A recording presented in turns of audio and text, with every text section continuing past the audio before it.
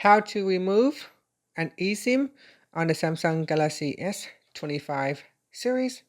First, tap on the home button to return back to the home screen.